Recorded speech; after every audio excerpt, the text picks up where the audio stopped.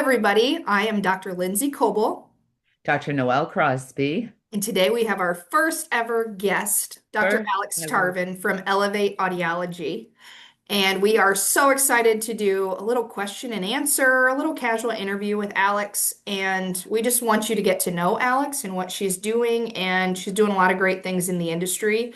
And we are so excited to have her on. So Yeah, and I before we want to get add going, too. oh, go ahead, Oh, Noah. I want to add that I was recently at a WOW meeting with Alex, and oh my gosh, like I've seen you, I know you, you and I have talked, we've engaged, but I was so impressed by just everything that she's doing in her office, and then she's going to share some new um, adventures that she's been working on, and like I was just like blown away by everything that she's doing. So that's why I thought it would be great to have her as our first guest too. So we are so Thanks, happy Mel. to be here. A mover and a shaker. Yeah. Okay, so as we get going here, Alex, why don't you introduce yourself? Tell us where you're from, where you went to grad school, kind of the foundation of who you are.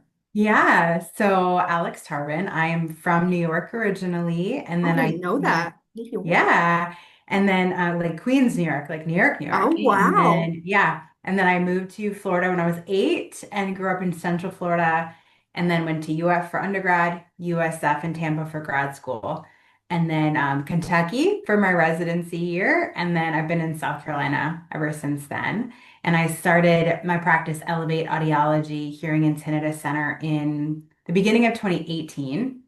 2018. And I started at a little, like a strip plaza Mhm. and renting. And then 2.5, almost 3 years ago, purchased a location. Actually, 3 years ago, purchased a location, renovated it, and moved in about 2.5 years ago. Good for Yeah. you. How fun. I Yeah. want to Yeah. rewind to your fourth year externship. I feel Okay. like it's such a big, important time frame in students' lives. How Yeah. did you choose Kentucky? What was your fourth year like? How did you make that decision? Yeah. So I really wanted to go somewhere different for Hmm. my fourth year. Like I wanted to put myself in out of my comfort.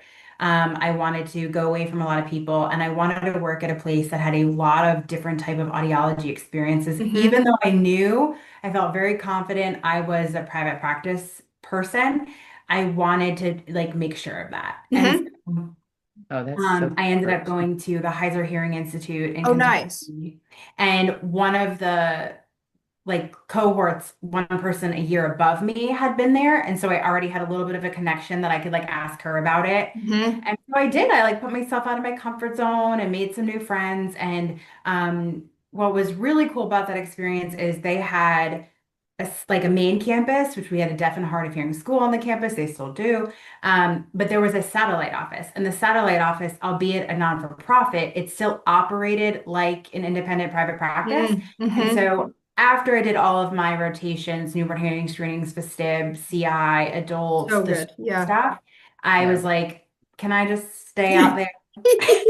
This is my That's wheelhouse. yeah, that's my sweet spot, and I'd like to stay out there. Uh-huh. And so, yeah, it was a good clinical experience for Yeah, Yeah. sure. it looks like it was like you got a little opportunity to do a little bit of everything, which a lot of Yeah. times you don't get that. No, and I also wanted to make sure that that I didn't have an interest in something else Yeah. that I didn't really know from grad Right. school, Hmm. right? And so I was able to put that like I could put Vestib to bed, Yeah. not for like Yeah. love it, No need to do respect that it, again. Yeah. fascinated by it, but I was like that I don't need that to fulfill me as Hmm. an audiologist. Yeah.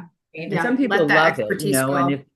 if they do, that's great, that they had that would Yeah. have that opportunity, but that's great that you got to realize that that really wasn't part of Yeah. what you wanted to do. Hmm.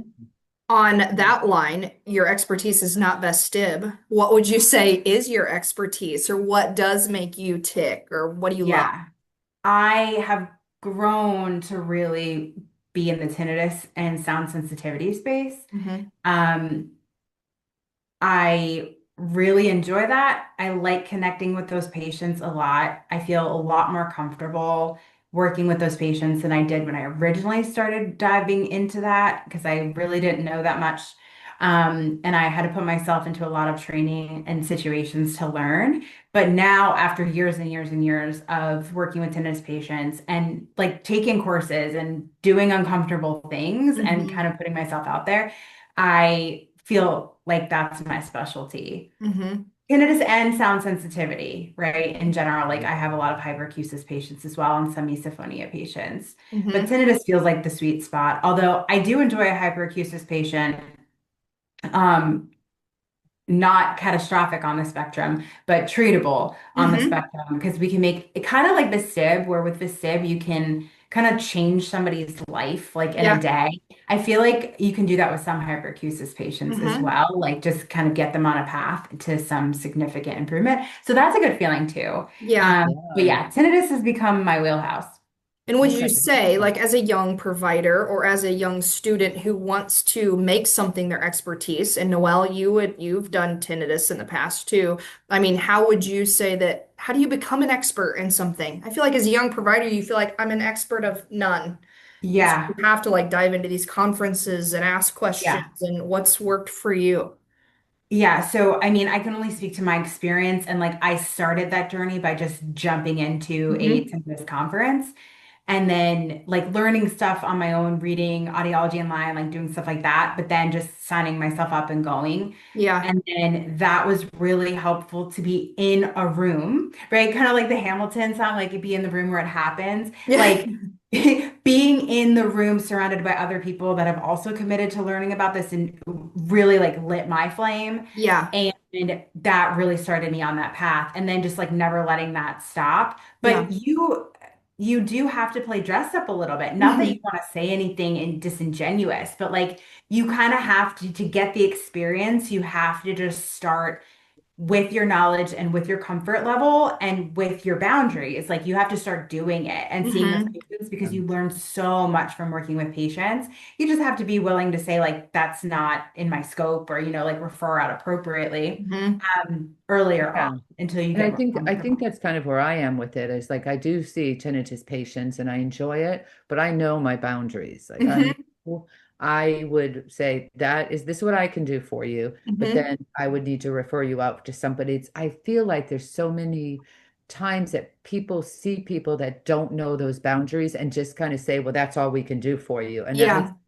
so so distraught because there's are people like you that are helping them Hmm.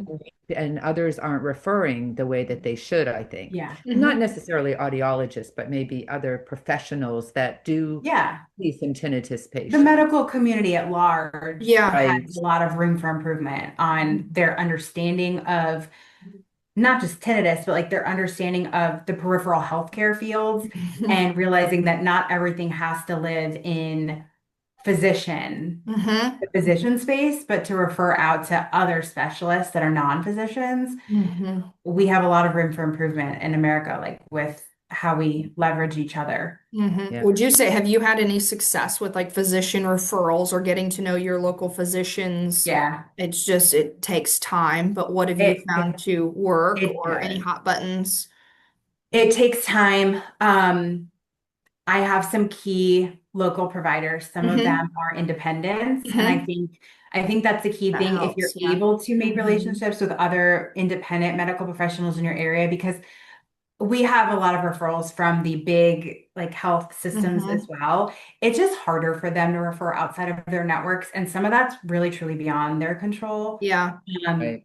but some of them can, especially to a specialist. Hmm. But for the other independents, they're holding out, especially the physicians, because they're Yeah. under so much pressure to if they want to stay independent, that like they're kind of willing to support other local small businesses and other independents. And so Hmm. I would say if you were starting out like in any specialty capacity, you'd want to reach out to those individuals or Right. those teams. Recommendations. Yeah. Good place to start rather than a big Yeah, hospital conglomerate that probably has their own audiology kind of built into it. sure. Hmm. Yeah. Yeah, so Let's talk about, oh, I go want ahead, to throw, Noel. yeah, we're gonna throw something in. So I'm wondering, I'm part, and I think I've seen you on there. I'm part of some of the Facebook pages where people there's so many of them on tinnitus, and it's it's just so frustrating to see how so many of them don't even seek help. They're seeking help from each other and Yeah. Mm-hmm. answers from each other that aren't the right answers. I do get involved in that, a lot of patient type groups, or try to educate people or anything Yeah. like that. No, I don't. And I can see why not. Yeah. So there, with one exception. So one of the tinnitus conferences I went to, which still happens every year, is the Iowa, the one at University of Right. Iowa. And I went there in 2018, maybe 2019. And yeah, no, I was pregnant. I was 2019. I was very pregnant. Um, and Before and then after, right? Before yeah, baby and then yeah, after. yeah, yeah. And I that was a really cool conference because it's international. So Mm-hmm. there are people that are in all different careers and fields. There Mm-hmm. are people that experience tinnitus themselves that go as, sufferers. Um, and so that was really cool. And I found a guy who was there who has tinnitus, and he had started a Facebook group that was called Tinnitus Friends Positive Support. And I engaged with that for many years until he finally, I think he shut the page down because he had just been doing it for so long, and he was no longer, tinnitus was no longer he still experienced it, but he no longer had a problem with it. And so it really wasn't helpful in his journey. And then nobody else was willing to step up and moderate the group. And so it ended up getting closed. But that was the only one that I supported because the guidelines of it were the only, you're allowed to share your story, you're allowed to say you're having a bad day, you're allowed to, but the only thing we're allowed to disseminate to each other is information that is accurate, hopeful, accurate, and no nonsense. And Mm-hmm. so I supported that. But I am a linear provider. And so I did learn early on, like we have our own group as providers, but then there was another group, I think that was formed by a potential user or something. And there was some other cacophony going on. Yeah. And for my mental health, I thought it would be Mm-hmm. best if I don't engage. Yeah. Mm-hmm. It can be Because hard that's and no frustrating one, when you yes. disagree, but it's Well, like yeah, you and don't you want don't to have any put somebody down control. online. Yeah, yeah. Yeah. You don't have any control, and you don't want what you say to be read and misconstrued or be able Yeah. to use against you. And it just misery loves company. And Yeah. so, like, are those people really trying to help other people? Um, or are they just trying to put them in the same boat that they're in? So, I feel Mm-hmm. bad for that, but like I don't think it's fruitful No. to Yeah. like cover like I Sometimes I like the good want stuff. to. I Yeah. want to jump in and just say, please just go to the right people and get help and Yeah. assistance. But then I know that it's kind of not gonna really go anywhere. Yeah, Mhm. exactly. So no longer engage. Okay. No engagement on Facebook groups. Yeah. Alex, I want to hear about your transition from being in like a strip mall to you bought your own building. Mhm. What was that like? What was your decision making to go from renting to owning? Yeah. So I knew the goal was always going to be to own the proper, like own a Hmm. property. I Hmm. knew that really early on. I was 30 when I started my practice, which I think is generally young to Yeah. have your own business. And so I had listened to my peers. I had Hmm. listened to people Hmm. saying like, if I could go back, I would have bought my building. If I could go back, I would have done A, B, C, D. Hmm. And so I like respected that. And so I knew that was the goal, but you have to start somewhere. Yeah. And I had put out during COVID, I think it was, I had put out to like my bank, I think shortly before COVID, I Hmm. had put out to my bank that like, hey, what would I qualify for a commercial loan? Like, what would the budget be based on my numbers? And there was nothing. There was no like commercial real estate available in the area that I wanted it to be, that I was comfortable with. And so I just kind of sat on it, and Hmm. they reached out and they were like, hey, did you find anything? And I was working with a couple different realtor things. And I was like, no, I really didn't. I looked at several properties. And then COVID kind of like was weird with commercial properties. Hmm. And I went out to lunch with my banker and they said, hey, are you still looking? And I was like, yeah. They're like, hey, one of our other clients is selling a property. And it's like who you know. Yeah. Oh, yeah. Always. Uh-huh. Perfect Yeah. And storm. so I went and looked at it, like I drove by it Hmm. and I sat on it. I was like, oh, okay, that's like food for thought. It needed a lot of work. Hmm. And I waited and then I called on a Monday and the sale was under contract and it fell through that Oh Saturday. gosh. And I called on Mhm. that Monday, looked at it Monday night. They knew of my business. The previous owner, the mom was a retired speech language Oh pathologist. my gosh. Yeah. Oh, Yeah. And they knew of my practice. They had been in the suite that I was renting Oh my 20 gosh. years Oh before. my gosh. How funny. Oh my gosh. Yeah, it was cool. And so yeah, I renovated it. What kind of office was it before? It's a house. Oh, it was a So house. it's originally a house. Like Okay. yeah. Okay. this is one of the original bedrooms. Okay. Um, Which and might it was not be bad because already then it has walls and walls. Yeah, it's hallway. already It set has up, Yeah, walls. kind of. Yes, Yeah. it had already been a commercial property for about 20-ish years. Mm. They had already done an addition to the front of it to make it a little bit bigger. And then we moved walls and refinished it and brought it up to the 21st century. Um, and then now, interesting timing, I have an architect and we have the second set of schematic because I'm going to be doing an addition Oh my on gosh, so the so fun. build. fun. What is because you're adding another provider or you just Yes. need space or So, well, both. So I've added two providers in the past 2 years. I've hired my last two externs. hmm And so there are three of us now, a PCC and an audiology assistant. hmm And so we are out of space. Yeah. hmm We are flat out of space. I'm like super into like efficiency and Yes, organization. that's Like, one we thing I can make this noticed about work. I you. was like, Yeah. we Yep. got this. No, we don't got this. When you're like, hi, can somebody like stir my like frozen meal for me? Because I can't get around out there. Can somebody pass me a napkin? Like, no, Yeah. we don't have the space. Yeah. So we're gonna do an addition and it's gonna be great. It's gonna, as with any construction, it's gonna be a nightmare. I'm gonna cry a lot. But it'll be But at the end of great. the day, I, it'll I It'll be be love how you great. just jump in and take chances, Alex. Like yeah.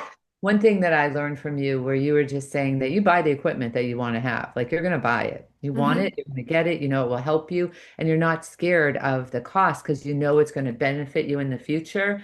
And I know I've had a lot of, more difficulty saying, do I really want to spend the money on that particular piece of equipment? So I know that you probably have the best equipment all there, and you're using it to full capacity and Yeah, that's but like that's a wonderful. choice that I Yes, got to, yes. right? Like I wasn't always there.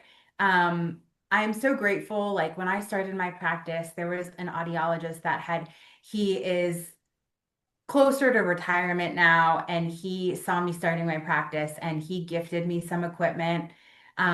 He just really was proud of me hmm and was like, I'm gonna help you out. And I think about that, right? And so I wasn't always in that place. I've definitely like price shopped equipment and bought used equipment and I still do. Like I still want to be I want to be fiscally conservative and hmm responsible, right? hmm But I think what Noelle is talking about is like I had made a comment at the WOW conference about how like I just made the decision that if my team came to me and said, I need X, like to do their job well or to do their job better, my answer was going to be yes, Yes. hmm within reason, right? Because I want to support them and I believe them and trust them. I hired them, hmm right? So it's like if they're telling me that they need something, then it's my responsibility as the team leader and as hmm their boss to be like, okay, how can we make that work? And sometimes you have to be like, let's rein it in. Yeah. Or like, tell me why, is there another workaround or option?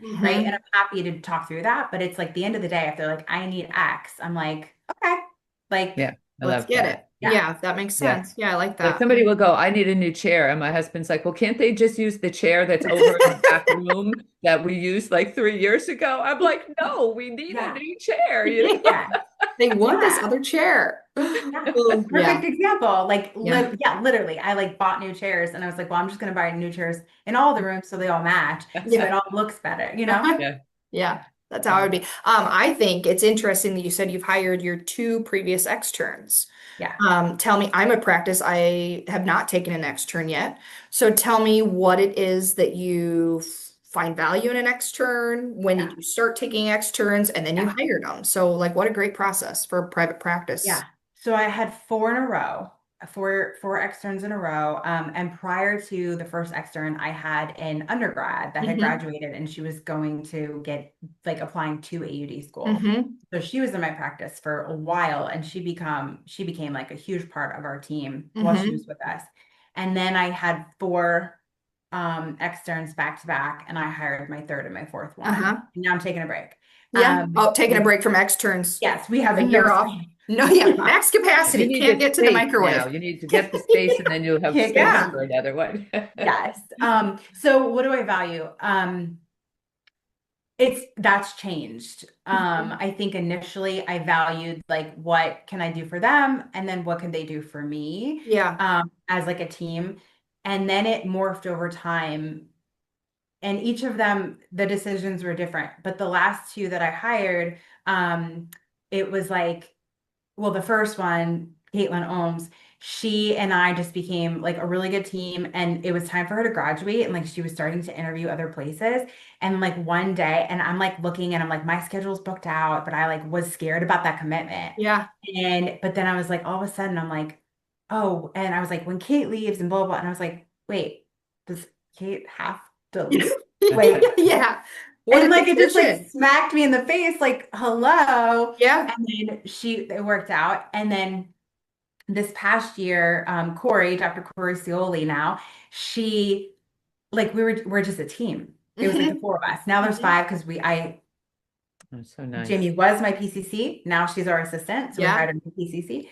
But it was like the four of us, and the thought of Corey leaving felt wrong. Uh-huh. Uh-huh. And it was like, no, she loves tinnitus like me. She's really good with these patients. She's a totally different energy than the other. Like the three of us have very different energies, Hmm. but we Hmm. work really well together. And the idea of her leaving felt like incredibly inappropriate. And so I Hmm. was like, well, I guess we're going to make this work. Yeah. Oh, that's We're so a great. team. We're a Our team. So team. perfect. Yeah. So Yeah. perfect. And so nice that you get a year to train them and see what Yeah, they the way like. I you mean, want that's them such to do a things. Yeah. Yeah, and such an interesting year for them to decide what they like, or do I not like private practice and I want to go to an ENT clinic or a hospital or peds or whatever. Yeah, so Exactly. fun. Such a fun Exactly. year. We're in our first, I think we might take on a student, like a second or third year Yeah. student. I think that might be Right. our toe in the water at taking students this coming year. Yeah.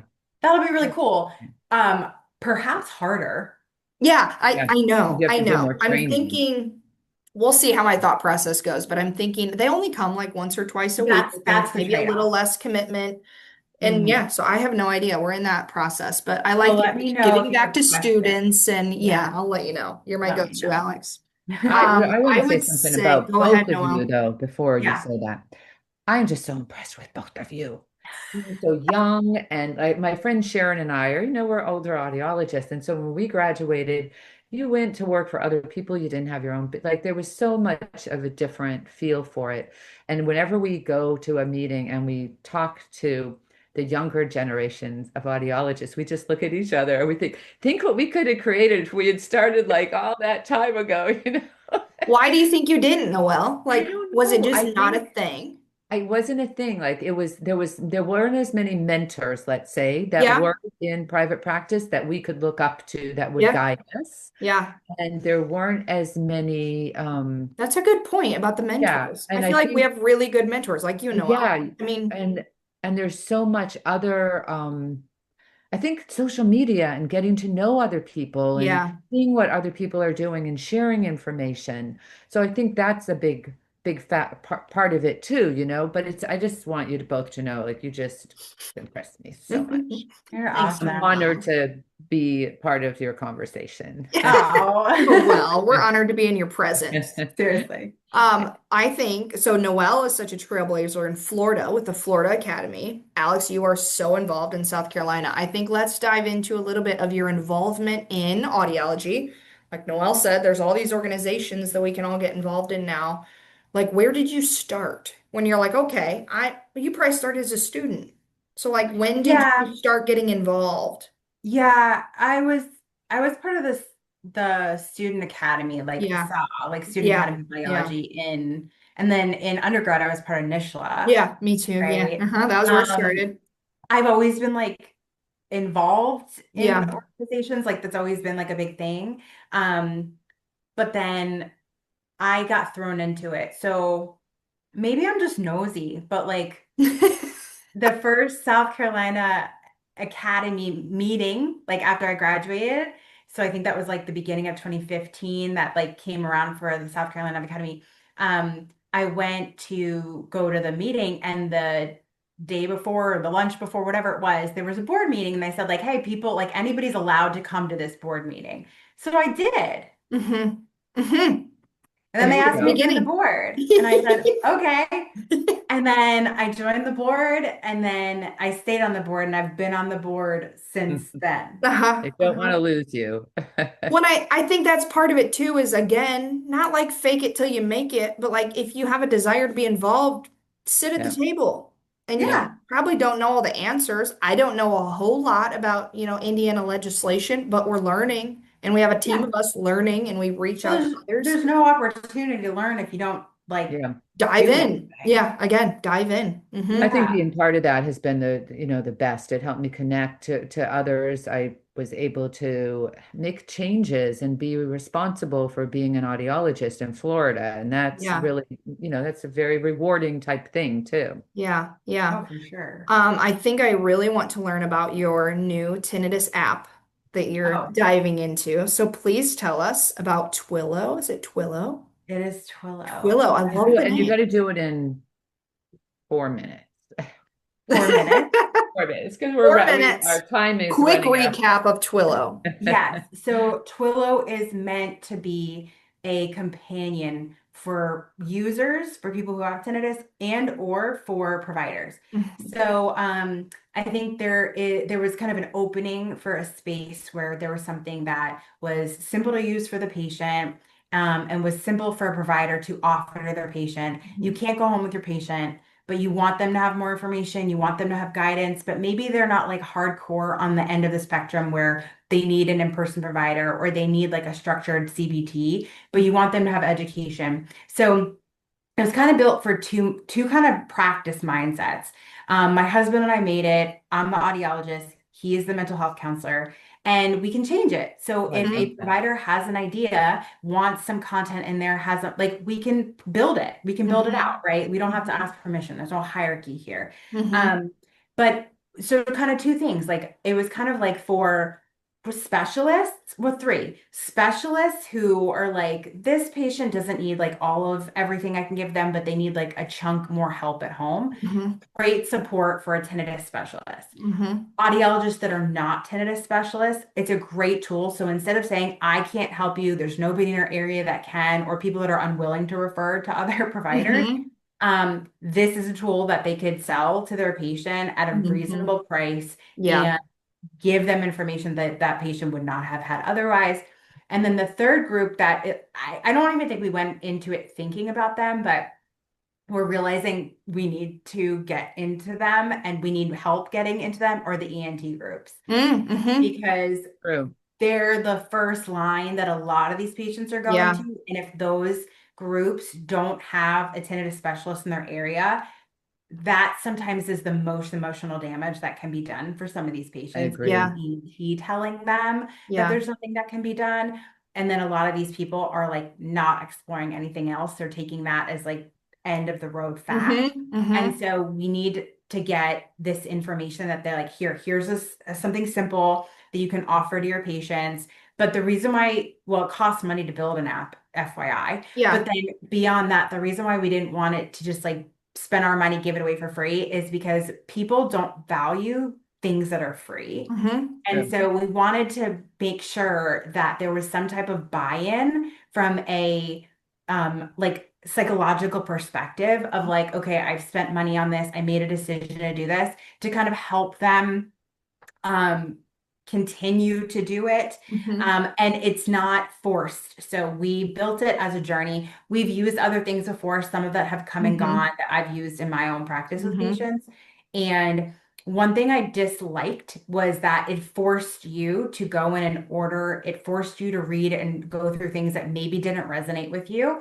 And so we built this app to where it's like open. Yes, there are modules. Yes, there's a flow. But if something doesn't speak to you, you can skip it and move Mhm. on to I something love else that that. does. Yeah. And you Self-guided. can, I love that. yeah, and you Yeah. can like, it's like a self-guided tour, right? Mm-hmm. You don't Mm-hmm. like that painting, move on to the next painting, Yeah. you Yeah. If you're know? getting hung up on that little session, go to the Yep. next. Yeah. Yeah. Maybe we could have you back, or maybe you could even do a webinar about it and share it with people, so they Yeah. will understand it a little more, because I feel like that sounds like a really great tool. Such a Yeah. useful tool. Even Yeah. like my history was ENT, audiology. I feel like if we You just don't had have time something, to, yeah. really delve And into I feel learning like the that. ENTs want us to have something, but Yes. felt like hearing aids weren't the ticket. And so just an extra level of therapy that we could have, I think, yeah, would make the ENTs maybe keep people in-house a little better too.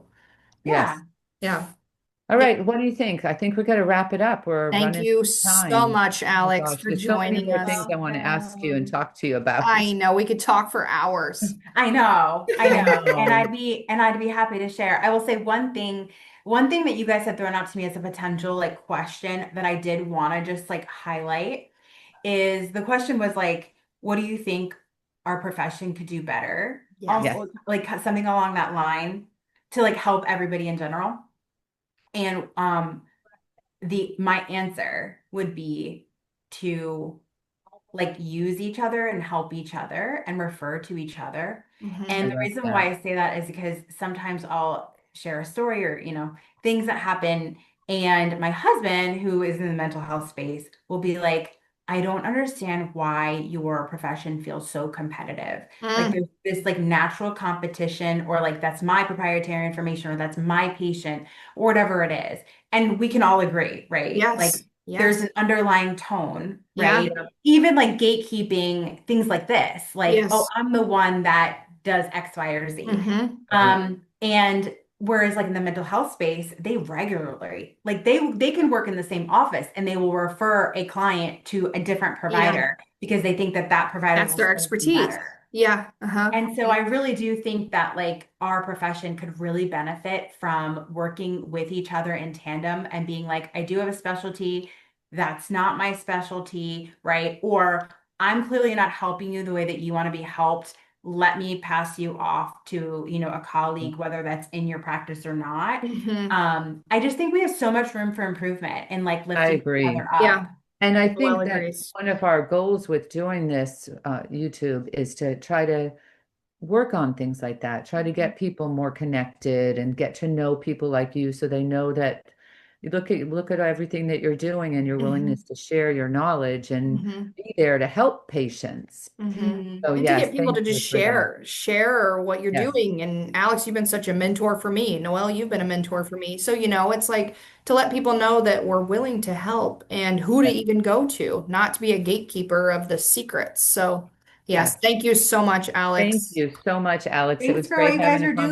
conversation with Good you. luck with your new building. Yes, with Thanks. everything. I want to hear Yeah. more about the app too. Thank you so I Thanks, much. will. Alex. Bye, I'll see guys. you Bye. next time on the Sound Sisters, the Hearing Diaries.